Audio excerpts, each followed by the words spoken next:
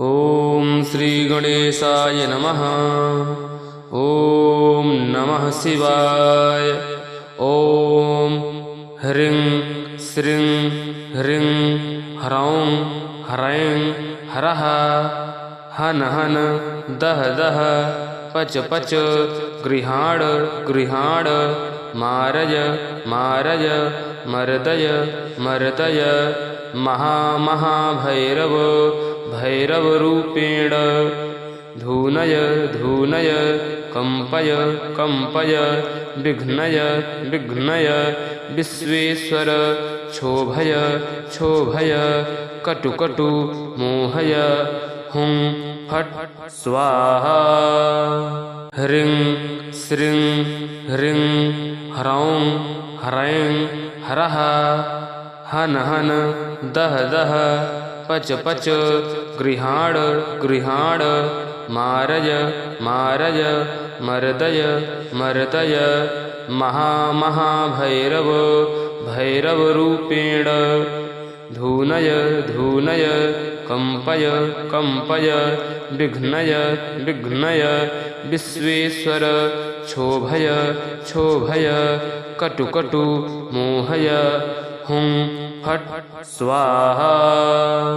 ह्रीं श्रीं ह्रीं ह्रौं ह्रैं ह्रः हन हन दह दह पच पच गृहाण गृहाण मारय मारय मर्दय मर्दय महामहाभैरव भैरवरूपेण धूनय धूनय कंपय कंपय विघ्नय विघ्नय विश्वेश्वर क्षोभय क्षोभय कटु कटु मोहय हुं फट् स्वाहा।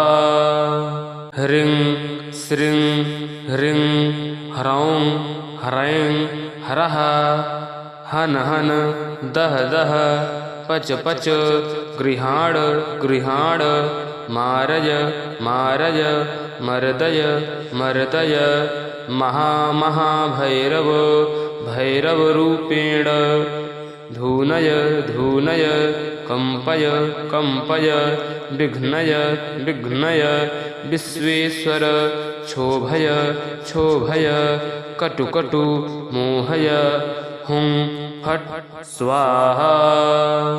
ह्रीं श्रीं ह्रीं ह्रौं ह्रैं ह्रः हन हन दह दह पच पच गृहाण गृहाण मारय मारय मर्दय मर्दय महामहाभैरव भैरवरूपेण धूनय धूनय कंपय कंपय विघ्नय विघ्नय विश्वेश्वर क्षोभय क्षोभय कटु कटु मोहय हुं फट् स्वाहा।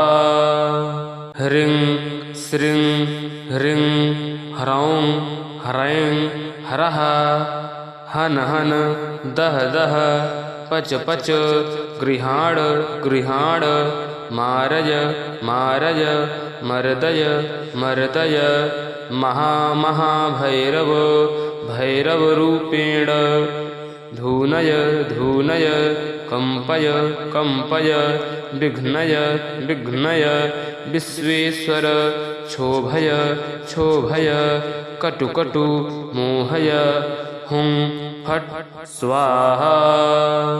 ह्रीं श्रीं ह्रीं ह्रौं ह्रैं ह्रः हन हन दह दह पच पच गृहाण गृहाण मारय मारय मर्दय मर्दय महामहाभैरव भैरवरूपेण धूनय धूनय कंपय कंपय विघ्नय विघ्नय विश्वेश्वर क्षोभय क्षोभय कटु कटु मोहय हुं फट् स्वाहा।